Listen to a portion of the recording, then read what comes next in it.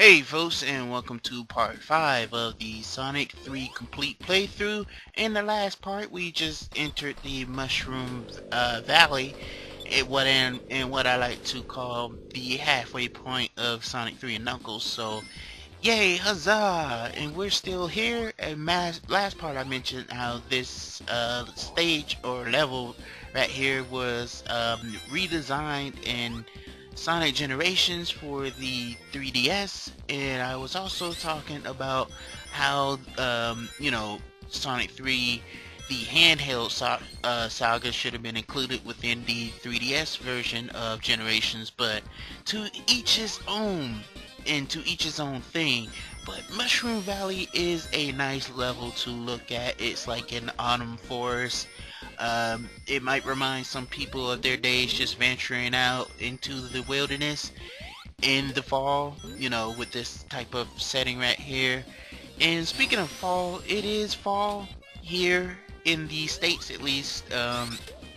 The first day of fall was a week ago at the time of this recording, so yeah, we're not gonna see the immediate changes, at least not in this state. But I do like fall because of the leaves change and just the overall setting of fall as it transitions to winter. But it's time for some hypersonic mode, to see if I could get myself out of this ditch, because I didn't really know where to go from that point, so I figured I use my transformation to get where I needed to be at. So with that, it's super time. If you folks are tuning in for the first time, welcome to the playthrough and welcome to the channel. Hope you folks are enjoying the playthroughs that I have posted up here. And if this is not your first time, then you pretty much already know what's going on. And welcome back as well. I'm not going to be a dick to the people who've been watching this channel for a while. You folks are awesome. Matter of fact, every person that's viewing this video is awesome. And I do thank you for taking time out of your day to watch a nerd rant about a video that he likes to enjoy. Man, I haven't used that line in quite some time. But yeah, with Hypersonic, this fight right here is really a piece of cake, and it really doesn't take any time at all. And the cool thing about Hypersonic is if you go into Hypersonic with a shield power up, when you get out of it, you're still with that shield power up. That's pretty neat, actually, because I think it's some Sonic games that when you go super, it kind of deactivates the item that you was using. But now it's time for one of my favorite stages in this game. They can't touch this zone. Flying battery zone. Yeah, the reason why I said you can't touch this is because somebody online makes the MC Hammer song with "Can't Touch This" with the flying battery, and it mashes up surprisingly well. You folks should see that whenever you get the opportunity to, if you haven't seen it already. It's actually pretty good, a pretty good listen to. This stage also makes its return in Sonic Mania with quite a few improvements and changes within its level, making it even though it's the same level, it's kind of enjoyable to replay because it's different enough to where it kind of branches out on its own, but it still have the set pieces that make it flying battery zone.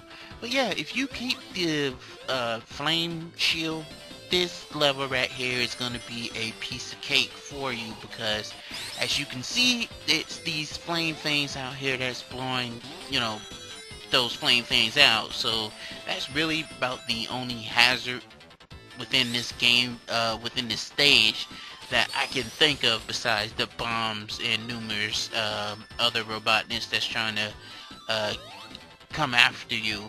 You can actually kill yourself in this part if you're not careful enough. You see those two parts right there we just passed? As a matter of fact, these two parts, you can actually get squished if you're not careful enough. So you have to pay attention to your surroundings. And yep, I just lost all my freaking reins. I should have went hyper when I had the freaking chance to, but Yeah, this stage, I don't know why this stage returns in Mania.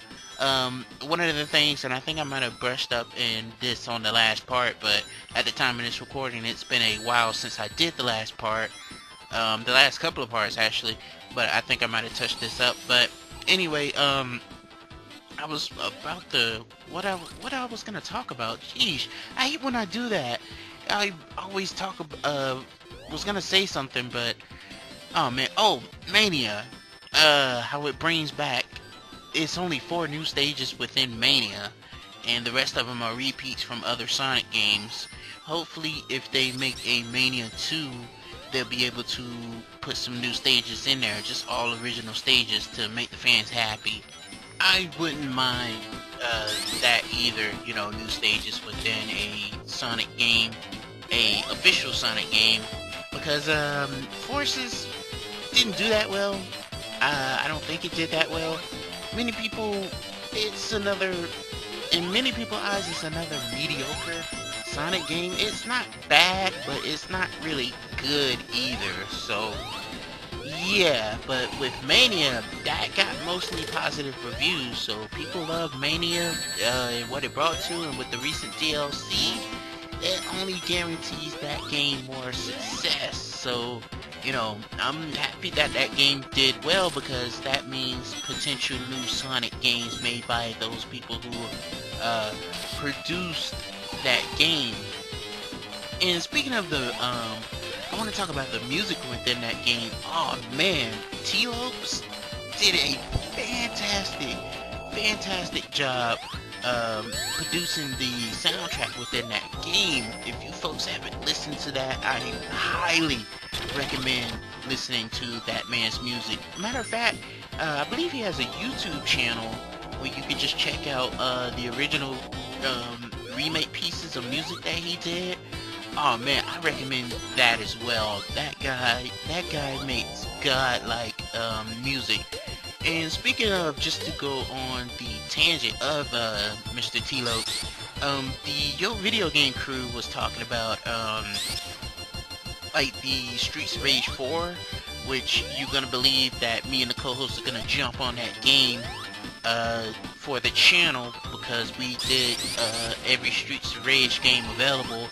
Even a fan created Streets of Rage game, which was Streets of Rage Z2. I'm trying to find the first Streets of Rage Z. If you folks can, I need a link to that, because I tried, I had a link to it, and I tried playing it, and it wouldn't work. So if you can find a working Streets of Rage Z, we'll be able to, me and the co-host will cover that for the channel for you folks, so we'll be able to play that and get our initial opinions on that and stuff like that, so we can have fun and enjoy that for you folks.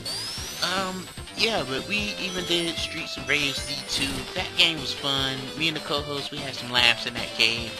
That game is our longest Streets of Rage playthrough, so if you folks like Streets of Rage, then I recommend giving Streets of Rage Z2 a look at. Matter of fact, give all the we did all, like I said it before, we did all the Streets of Rage, 1 through 3. So if you're a Streets of Rage fan, then go ahead and look those 3 up. They are available for the, they are available here on the channel for your viewing pleasure. But yeah, yeah, Streets of Rage 4, going back to the Yo Video Games topic, they were saying, I think Simmons mentioned something about T-Lopes, if T-Lopes like did the music for that game. I would be down for that actually. If he composed the music for Streets of Rage 4, that would be an absolute delight on my part anyway, but I would pretty much, I have no problems with that at all. And I remember when DC in the trailer for Streets of Rage 4, which I pretty much told him about Streets of Rage 4 first, so yeah, he got all giddy. So and I was pretty much excited to see Streets of Rage are back in action.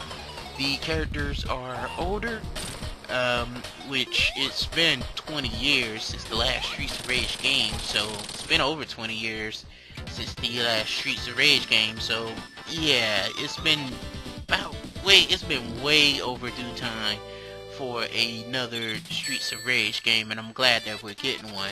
But yeah, Flying Battery Zone 2, all that was just Zone 1, go figure. But we're in, and like I stated before, the thing with Sonic 3 introduces is the music change with each act, which some people appreciate.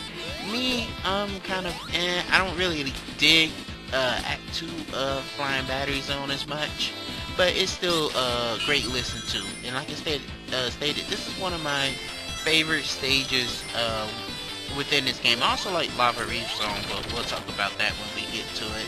It's just the music, man. The music to me makes the game. And this game right here, oh man, it's just, oh man, it has its own charm to it, believe you me. And I can see why it's so many people's favorite Sonic game. It just does everything right, and it hits all the right buttons. And why would you be, whoa, that was close there. That was super close there. That part always makes me nervous.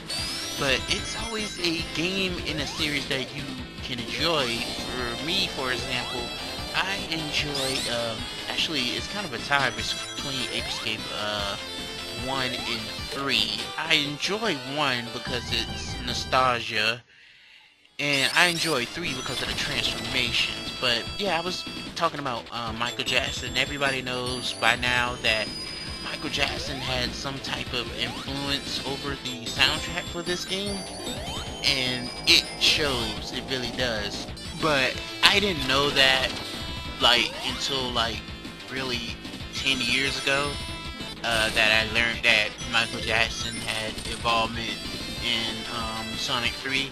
And I was like, whoa. So, you know, teenage me, or, you know, well, it's more like 15, give or take, but, you know, teenage me was like, whoa, Michael Jackson had something to do with Sonic 3? And I'm just not finding out after all this time? What?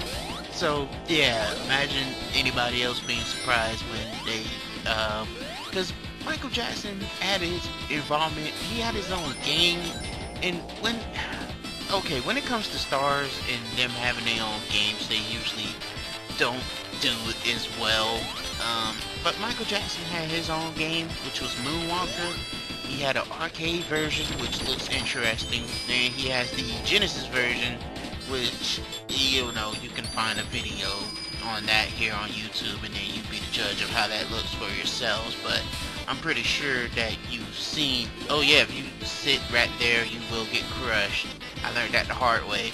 But yeah, if you, when it comes to, I was trying to beat this thing right here and see if I can get to Eggman before the laser went off. But anyway, yeah, even I just found out recently that Michael Jordan had his own video game, which I was confused because I didn't think he had his own video game, and it's kind of a weird platform like, and I was like, what? So yeah, wow on that one indeed.